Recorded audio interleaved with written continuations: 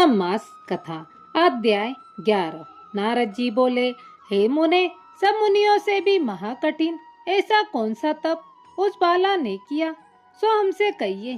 तब नारायण बोले, वह बाला सनातन शिव का अत्यंत उग्र तप करने लगी, जिनके सर्पों के आभूषण नंदी भृंग से सेवित 24 तत्वों और तीनों गुणों से स्तुत्य किए गए आठों सिद्धियों और प्रकृति पुरुस्तु और जटा मुकुट से शोभित बाल में अर्ध चक्र ऐसे शिव को उद्देश्य करके वह बाला ग्रीष्म ऋतु के सूर्य में पंच अग्नि में स्थित हो दुष्कर तप करने लगी।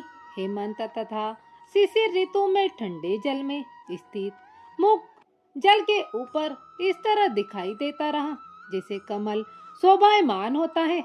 उसका ऐसा उग्र तप सुन इंद्र महाचिंता को प्राप्त हो गया।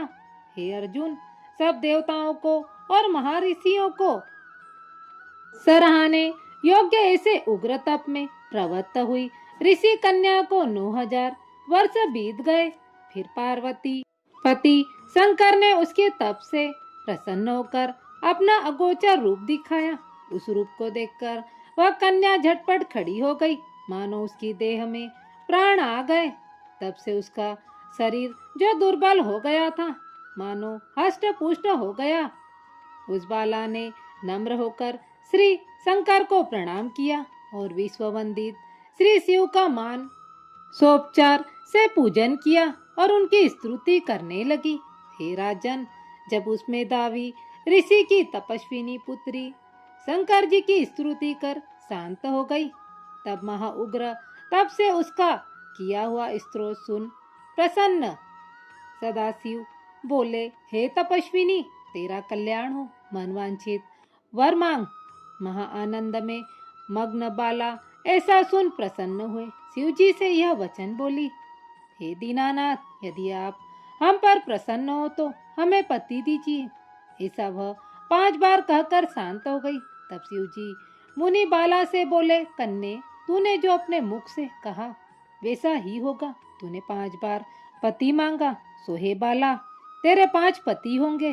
कृष्ण जी कहने लगे, शिव के ऐसे अनिति प्रिय वचन सुन वह बाला बोली, हे सदाशिव, एक स्त्री का एक ही पति हो सकता है, कहीं भी 5 स्त्री पति वाली न देखी न सुनी। एक पुरुष 5 स्त्री तो हो सकती है, मैं 5 पतियों वाली कैसे होंगी?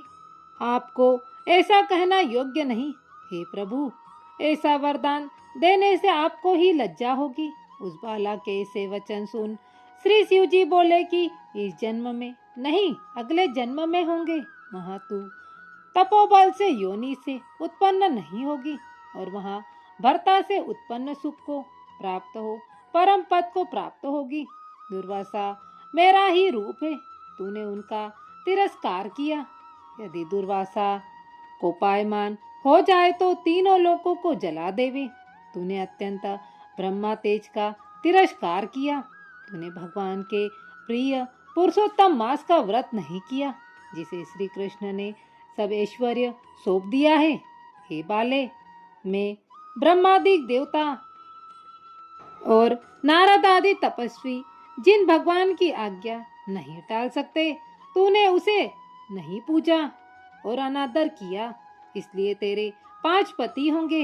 हे बाले, जो पुरुषोत्तम मास की निंदा करता है वह घोर नरक में जाता है, उसके विपरीत कभी भलाई नहीं होती।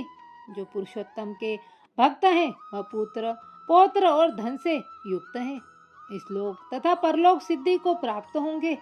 हम सब देवता भी पुरुषोत्तम की सेवा करते हैं। इस तरह का महादेव अंतर ध्यान हो गए। तब वह बाला चकित रह गई। सूत जी बोले, हे ऋषियों, सदाशिव के अंतर ध्यान होने से वह बाला भी चिंतित हो गई।